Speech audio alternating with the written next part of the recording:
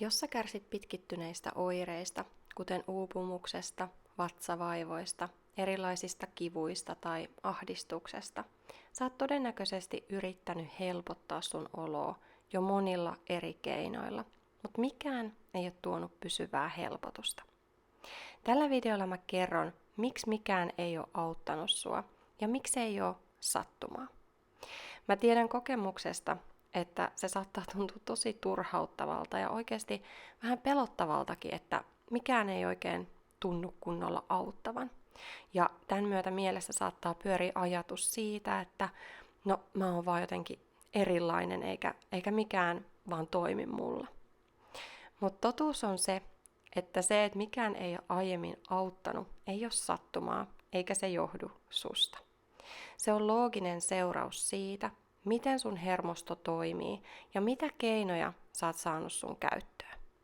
Ja kun tämän ymmärtää, avautuu ihan uudenlainen suunta eteenpäin. Moni, joka lähtee meidän kanssa työskentelemään, on kokeillut jo oikeasti tosi paljon. Erilaisia ruokavalioita, erilaisia lisäravinteita, terapioita, lääkityksiä, erilaisia ohjelmia ja protokollia. Ja silti mikään ei ole kantanut pitkälle. Toki ollaan voitu saada just hetkellistä helpotusta jostain, mutta sitä kauan kaivattua pysyvää muutosta ei olla vielä saavutettu. Ja tähän on muutama tosi keskeinen syy. Ensimmäinen on se, että suurin osa näistä ratkaisuista kohdistuu vain yhteen osaan ihmisestä. Eli ruokavalio, se keskittyy pääosin siihen kehoon, terapia taas keskittyy pääosin mieleen, joku tietty lisäravinne tai hoitomuoto, niin ne voi keskittyä johonkin tiettyyn oireeseen. Mutta jos se sun tilanne on syntynyt useamman tekijän yhteisvaikutuksesta, niin yksi yksittäinen kulma, niin se ei vaan yksinkertaisesti riitä. Sitten toinen iso syy on hermosto. Jos sun keho on jatkuvassa kuormitustilassa, niin mikään muutos ei oikeasti integroidu, eli se keho ei ole silloin vastaanottavainen, vaikka sä ravitsisit itseesi täydellisen optimaalisesti tai nukkuisit niin kuin määrällisesti riittävästi tai puhuisit joka päivä niistä sun asioista jollekin tai tekisit kaikki mahdolliset niin kuin tämmöiset hyvinvointia tukevat teot.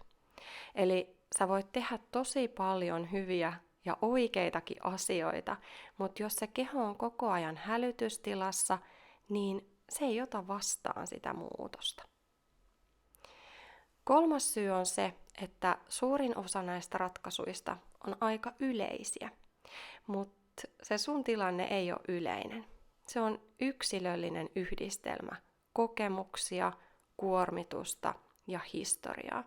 Ja silloin mikään geneerinen ratkaisu ei osu riittävän tarkasti. Ja ehkä se kaikkein tärkein, sua on todennäköisesti ohjattu yrittämään enemmän, vaikka sun keho tarvitsisi päinvastasta. Elikkä sua on ohjattu ehkä lisäämään sitä kurinalaisuutta, lisäämään tekemistä, lisäämään yrittämistä.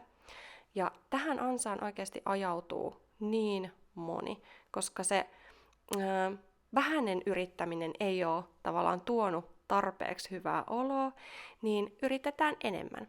Aletaan vähän niin kuin suorittamaan elämää. Tiukennetaan ruokavalioita entisestään. Kokeillaan yhä useampia lisäravinteita. Yritetään tehdä erilaisia harjoituksia ja kokeillaan vielä sitä jotain 5. hoitoprotokollaa, jos se sitten vihdoin toisi sen avun. Mutta jos se ongelma on hermoston ylikuormitus, niin tämä lähestymistapa voi itse asiassa pitää sut jumissa ja niin kuin pitkässä juoksussa vaan pahentaa sitä oloa entisestään. Ja tässä välissä haluan kertoa esimerkin Ainosta, koska hänhän oli kokeillut käytännössä kaikkea. Hän oli muuttanut ruokavalioita monta kertaa, kokeillut erilaisia lisäravinteita, erilaisia ohjelmia ja protokollia ja kaiken maailman vaihtoehtohoitoja. Ja silti se olo oli jatkuvasti väsynyt. Se oli ylikuormittunut ja se keho reagoi tosi herkästi kaikkeen. Ja aina vaan jatko etsimistä, jotta löytäisi vielä sen paremman ruokavalion tai protokollan, mitä sitten lähteä suorittamaan. Eli hän jatkoi sitä samaa linjaa,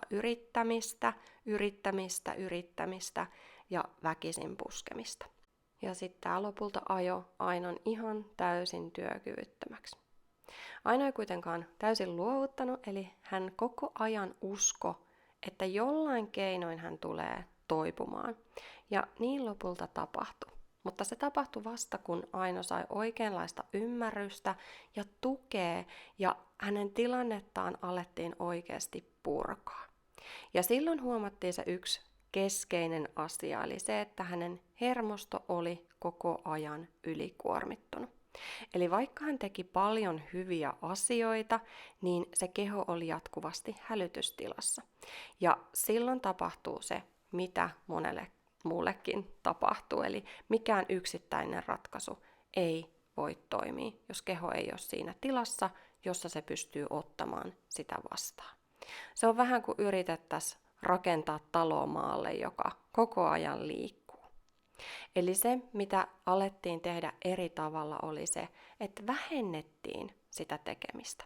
Koska kun se hermosto on hälytystilassa, ei vaan yksinkertaisesti kannata edes lähteä yrittämään kaikkea, vaan ensin kannattaa lähteä purkamaan sitä kuormitusta ja rauhoittamaan sitä hermostoa. Ja vasta sen jälkeen keskittyy niihin muihin asioihin. Ja sitten tässä kohtaa tapahtui jotain, mikä usein saattaa yllättää, koska kun se hermoston toimintaa saatiin tasapainotettua, niin kaikki alkoi loksahdella Ainonkin kohdalla paikalle. Eli ne asiat, jotka ei ollut ennen toiminut, niin alkoi yhtäkkiä toimia. Ja keho alkoi palautua ja vastaanottaa, koska se keho itsessään oli eri tilassa. Eli jos mikään ei ole auttanut sua tähän mennessä, niin se ei todellakaan tarkoita, että mikään ei voisi toimia. Se tarkoittaa, että asioita on tehty ehkä väärässä järjestyksessä tai väärästä kulmasta. Ja kyse niin kuin usein ei ole siitä, että sun pitäisi tehdä just vielä enemmän ja yrittää enemmän ja paremmin, vaan siitä, että sun pitäisi tehdä pieniä oikeita asioita siinä oikeassa tilassa.